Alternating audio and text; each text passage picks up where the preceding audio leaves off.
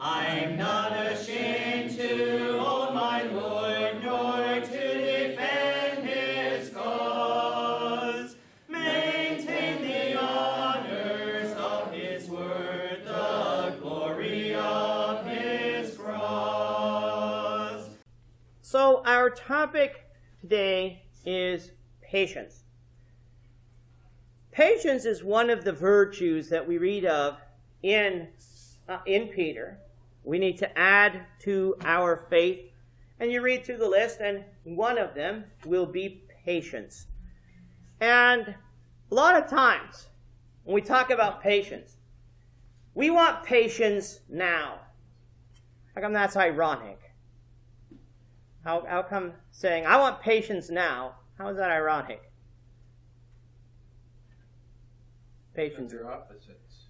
Because they're opposites, yeah. Like as far as Patience means you're able to wait calmly yeah. for something, and now means right away. Yeah. They're opposites. Yeah, that's the patience we're talking about. Because there is two types of patience. There is long-suffering, and there is endurance. As far as that we need to suffer patiently.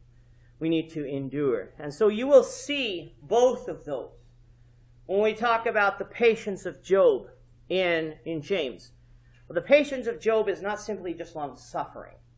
Patience of Job is being able to endure persecution. But Job was long-suffering. And so the patience, though, we are talking about is long-suffering. And it is a virtue that is hard. Because we look out at a world that is so impatient. We see this all the time. We want things to happen now, whether it is with our job, whether it is with our health, whether it is with whatever's going on in society. We would like things to happen quickly. And when we face hardships, sometimes those hardships come about because we are impatient. How many times, if you think back in your life, you examine some of the problems that you face, and the problem really goes back to the fact that I acted too quickly in one situation or another. Doesn't always mean that. But sometimes we know, okay, I spoke a word in anger too quickly, and I caused a rupture in maybe a relationship that I have. Or I made a decision. Sometimes we can get so mad at our boss that we just yell, I quit. And we come back and say, if I had examined the situation, been a little bit more patient, I might still have a job. So these are the things that we see out in the world, and unfortunately we copy from time to time. We need patience at work because of the stress that our boss may place on us. We need patience in the local church. Sometimes the local church we can have failings, or others can have failings. And we can become impatient with someone. Why did they not see this? And there might be a variety of reasons that they might not have seen this. We've got to be careful that we don't read people's minds and think that everything is because of something that is out and outright sinful, or they just are out to get us. But we need to learn that people will fail, that people will do things that they should not do. And so if we don't learn to be patient, we're going to get ourselves into trouble. I'd like to think of some characters. I have a couple down on my page that talk about patience. Can you think of some characters who were impatient? Abraham. All right. Gord guessed one of my characters. That's good. We have the character of Abraham. Let's go read a little bit about Abraham, about what was promised to Abraham. First of all, we're going to get Genesis chapter 12, verses 1 through 4. Genesis 12, verses 1 through 4. I'm going to give Annie and Annette those two verses. So, Annie, you can get verses 1 and 2. And Annette, verses 3 and 4. Just make sure you speak up so that those who are online can hear you. Now the Lord said to Abraham, "Go from your country and your father's house to the land that I will show you. I will make of you a great nation, and I will bless you and make your name great, so that you will be a blessing." It's not starting like the things are starting. Can you just get verses 3 and 4 then, Annie? I will bless those who bless you, and the one who curses you, I will curse. And in you all the families of the earth shall be blessed. Verse 4, if you can, please. Also, 4. Yeah. So Abraham went as the Lord had told him, and Lot went with him. Abraham was 75 years old when he departed from Haran. Okay, so what was Abraham told to do? Leave his family. And go to a place that God would tell him to go. Okay, and go to a place that God would tell him to go. Why did God tell him to do that? We're told in the passage. Why did he tell him to do that? Going to make him a great nation. All right, so he was going to make him a great nation. That was one reason. Great. He's going to make his name great. Bless the world through him. Through his seed, all the world would be blessed. There's one thing else we missed. It's the most obvious one. Or to me, it's the most obvious one. Go to where and why?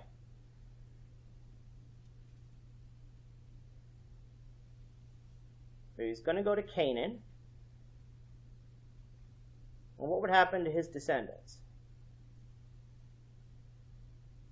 Great nation. He was a great nation, but he's going to inherit the land, is where I'm going.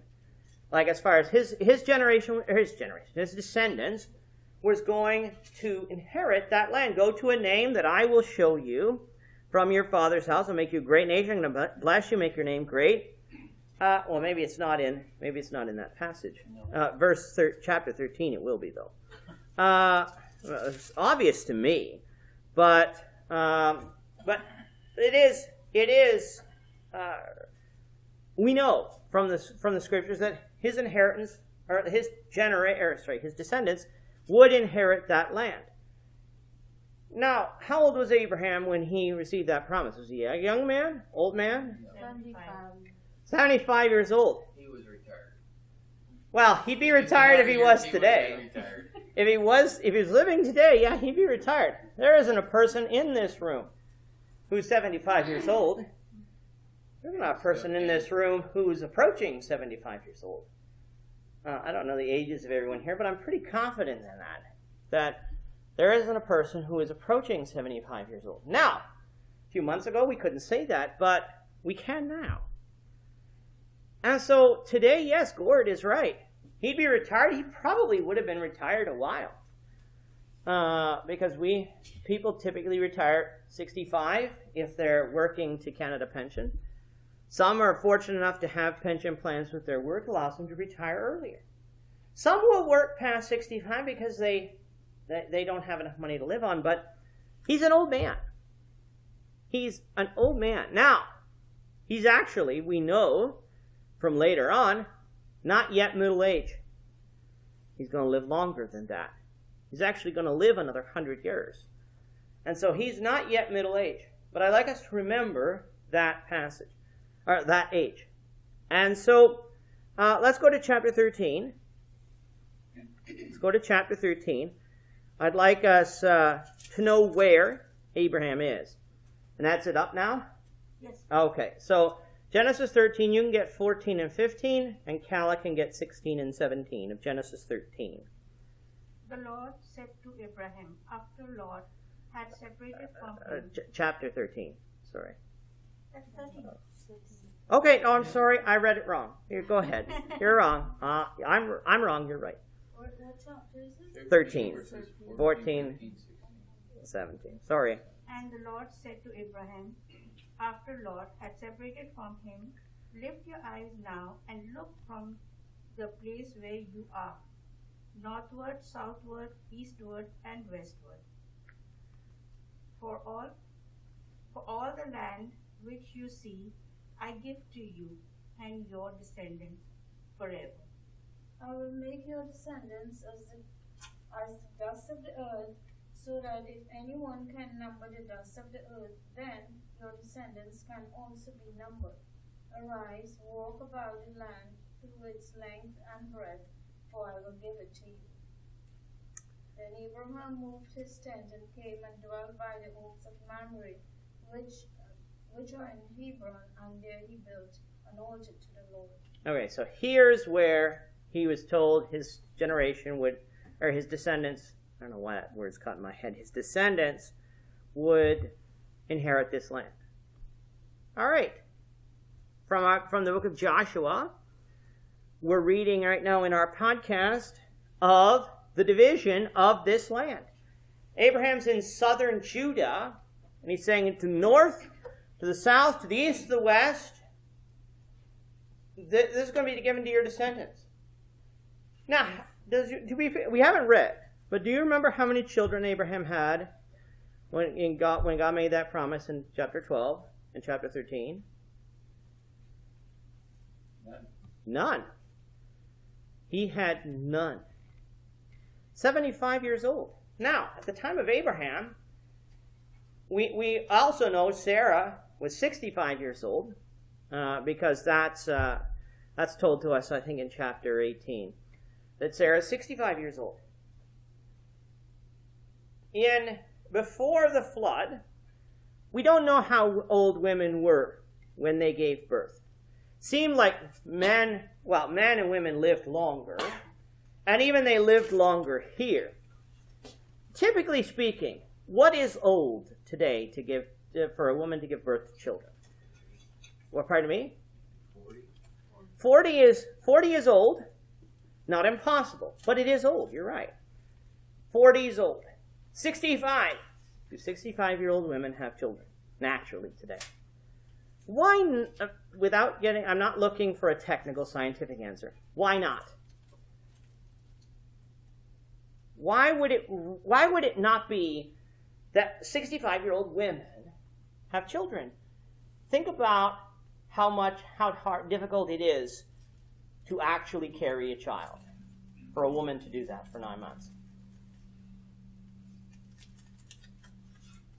It's a lot of energy. A lot of energy. Ask any woman who has had children. Us men may not know, may not understand, because we didn't have to do it. But ask a woman who has had children, and they'll tell you, as far as it's a strain on your body. You have to eat more. You're going to feel more tired, especially later on in the pregnancy. And of course, then you have to talk about the pain of childbirth. And think about the fact that, yes, scientifically it can't happen. But I don't think women would want it to happen at that age, because their bodies wouldn't be able to do it. So even in Abraham's day, yes, if he had a younger wife, that's possible to have children, but he didn't have a younger wife. He had an older wife and was promised all this land to your descendants, and Abraham's looking up, what descendants? What descendants? But Gord said Abraham was impatient. I haven't read of any impatience here yet. Why was he impatient? Because he went with Hagar to have a baby. Yeah. He came along. First, he tried to make Eliezer his heir. God said, no, Eliezer is not going to be your heir. That was his servant. And so, not his heir. Abraham said, okay. God's wanting blood relation. And so, I'm going to go and have a solution to this. Let's go to chapter 16. Gord, do you want to get Genesis 16, verse 1 and 2? And Henry, verses 3 and 4. Now Sarai, Abraham's wife, had borne him no children. She had a female Egyptian servant whose name was Hagar. And Sarai said to Abraham, Behold, now the Lord has prevented me from bearing children. Go into my servant. It may be that I shall obtain children by her. And Abraham listened to the voice of Sarai. Then Sarai, Abraham's wife, took a Hagar, her maid, and gave her to her husband Abraham to be his wife. After Abraham had dwelt 10 years in the land of Canaan. So he went in to Hagar, and she conceived. And when she saw that she had conceived, her mistress became despised in her eyes. Okay, how old's Abraham in chapter 16? Doesn't say directly, but 85. Gord can math on Sunday morning. He was in the land for 10 years. It was a struggle. It was a struggle. Okay, well, I'm glad you admit it.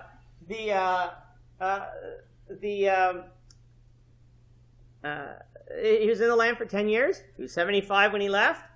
So he's 85. We could come along and say maybe 86, depending on that, but we're in a range. He's old, and he's older. 10 years. It's a long time to be saying that, hey, hold on a second, I'm old. You said, God, you said, my descendants were going to inherit this land. Got no descendants, got no children. You won't let me make Eliezer my heir. And so this was the plan. We think of this in our society as strange. A lot of time it is wanted to be avoided. Adultery we know is sinful. But even by this world's standards, if you're married, you don't want to have children by another woman. And so we in our society think it is strange. It actually, in that time, unfortunately, was not strange. Doesn't make it right, but it wasn't strange. This is what happened in this society. This is why God had to, in the law of Moses, regulate some of this, so that that this didn't happen among his people. But Abraham's patience here was tried. What were the problems that resulted? We know of, we sort of get a hint at that in verse 4. What were the problems that resulted, and why do you think that would be?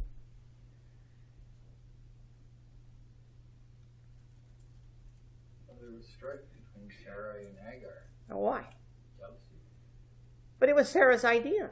Doesn't matter before people. That's exactly right. That's what. It's a form of regret. Yeah. Again, seemed right at the time. Seemed right. Seemed like, okay, that's a good idea. But as Gord said, regret. You think about it. Your handmaid, this young woman, she can have children, but I can't. So in other words, it's not my husband's fault that I can't have children. I'm thinking in the mind of Sarah. I'm not saying it is like there's something she did. But in the mind of Sarah, it's not my husband's fault I couldn't have children. It's my fault. Something's wrong with me. And that led to jealousy.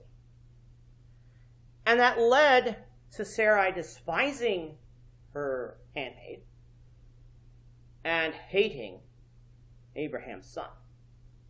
Gord. It could have been reason why God wanted to delay it so that he can show his greatness. Oh, absolutely.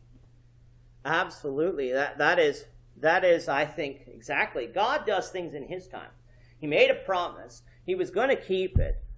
Abraham's children, when he got the promise, had to wait 600 years to actually inherit the land. There are going to be people who never see it. There will be generations who never see the promise kept, and Abraham was one of them. It's require a lot of patience to be told something that you're not going to see, to believe something that you're never going to see on this earth. But here, Abraham's impatience cost him. And in chapter 21, in Genesis 21, you would read of them being cast out into the wilderness. Now, God did protect Hagar and Ishmael. Ishmael was fruitful, and his descendants still walk this earth today.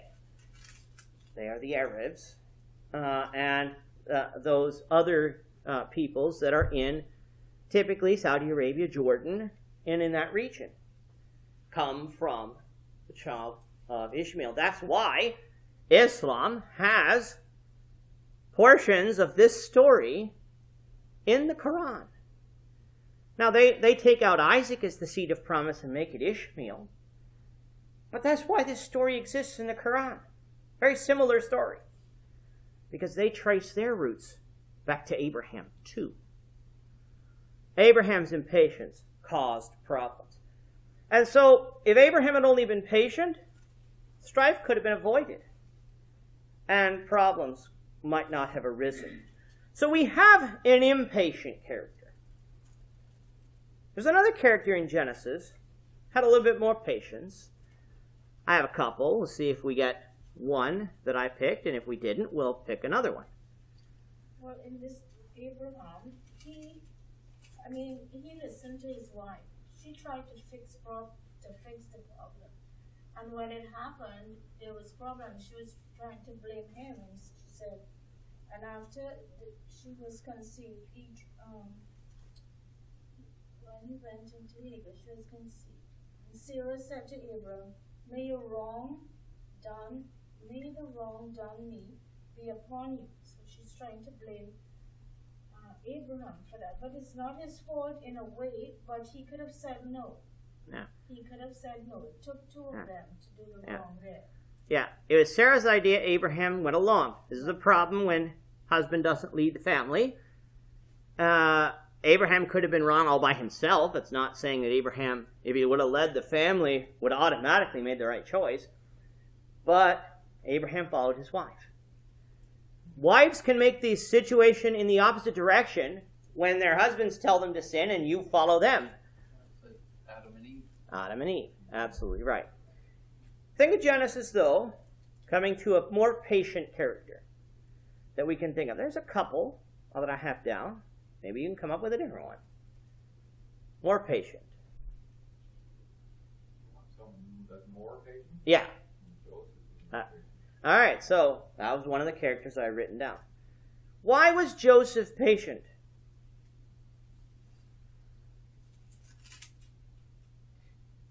Why was Joseph patient?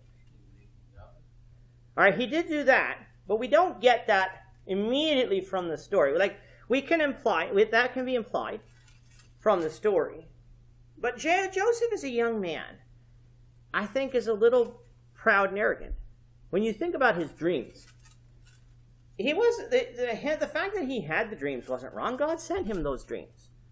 But the way that he came along and almost poked it in the eyes of his brothers, saying, look, all you guys have to bow down to me. Joseph, at the time, Benjamin wasn't born yet. Joseph was the youngest of his brethren. He was the youngest. I think he was even younger than his sister, probably by about a couple months. He was the youngest. He'd be the second youngest once Benjamin is born. And yet, his older brothers, think, who's here the oldest in their family? No, in our families. Who here is the oldest in their own family today? Those in the room. Am I the only one? I know Jeff's not. I'm the only one? Wow, that's quite amazing. Oh, Henry is. All right, Henry's the oldest too. As an oldest child, I know that I always like to be known as the oldest. My youngest brother is very smart. He is successful, and I do not envy him, or I'm not jealous of him. But I know as the older sibling, sometimes we pull rank. Say, I'm the oldest, this is what we're going to do. It's not always right, but I know from a perspective that sometimes the oldest child has to swallow their pride and say, no, we're going to have to do what they say, whether it's my younger sister or my younger brother. And that's where sibling rivalry comes in. Joseph had, when he was young, these dreams that came from, he didn't know came from God, but we know came from God. And yet the way he handled them led his brothers to hate him. Not only did his father already favor him because he came from his favorite wife, Jacob's favorite wife, Rachel. That was bad enough. But now he was sticking his finger in his brother's eyes too, saying, you're all going to have to bow down to me. And at least that's what my dream said. And so it's no wonder that his brothers did what they did. Not right, not justified. But we shouldn't say, I'm surprised. Because we take a look at out in the world, and we can say, yeah, that's how the world reacts. Jealousy, anger, envy, hatred. Those are sins, if we let in our hearts, can lead us down those same paths. So he got sold to Egypt, but that doesn't answer the question why he was patient.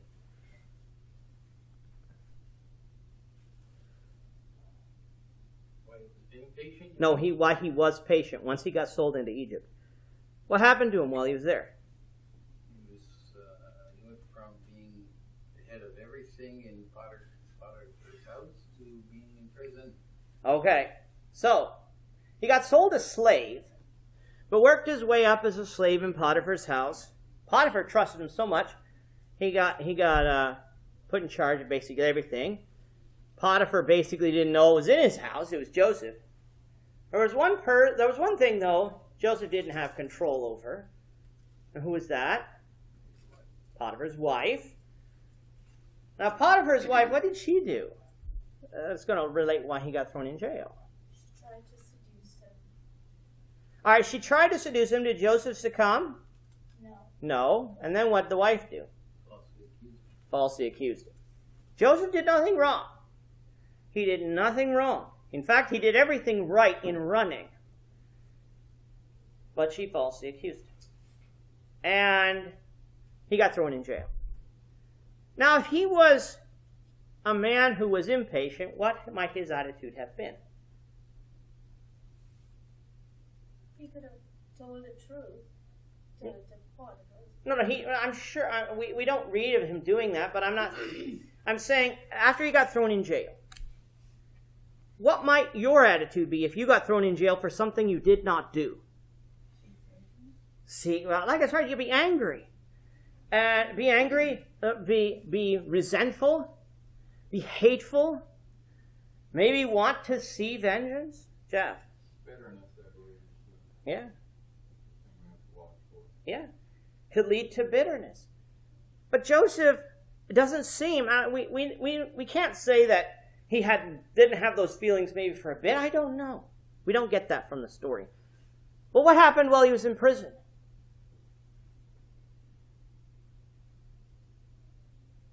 He became head over the prisoners. Okay.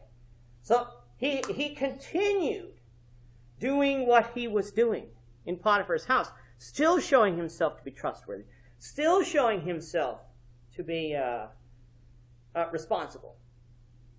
How many times when you're in a prison do you get put in charge of the things that are under the guards? Like as far as you're not going to be the guard, but you get assigned all these duties. Now, something happened while Joseph was in prison that also shows us his patience. Who else got thrown in prison? The baker and the butler of Pharaoh. Now, those two people, what happened? What happened to them while they were in prison? They both had dreams, and one of them the dream was he was going to die, and the other one was you're going to be let go and you're going to go back into Pharaoh's house. Now, I think it was the butler who got told he was going to go back into Pharaoh's house. Joseph requested something of the butler. Remember what he requested? What? Not to forget him, remember it. Yeah. All right, I told you this dream. I'm not in here because I did something wrong. Remember me when you go to Pharaoh. Did that happen right away?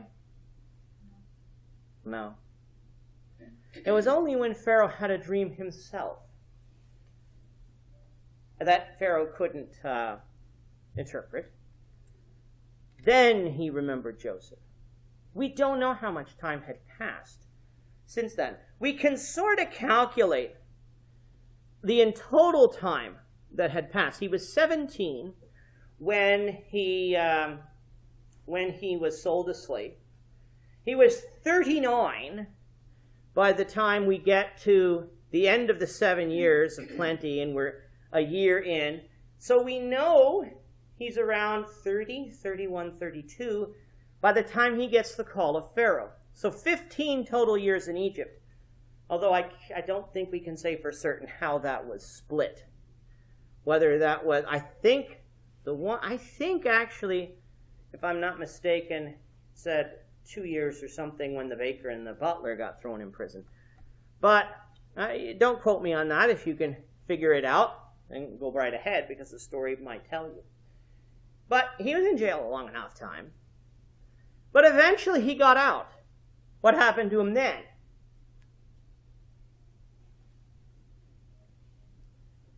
He became second in the kingdom of Egypt. And he interpreted the dream, became basically prime minister of Egypt. Think about that. Sold a slave, raised up, brought down. Raised up, brought down in the sense that he wasn't remembered, raised up again. That took, again, by the time we get to chapter 45, that took 18, 19 years. Half a lifetime when you're a 17-year-old. Half a lifetime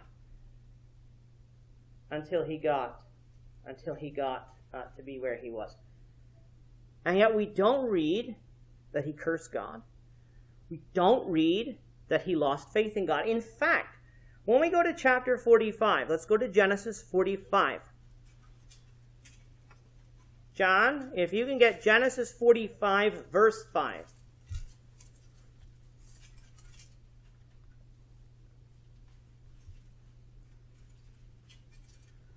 Genesis 45, verse 5.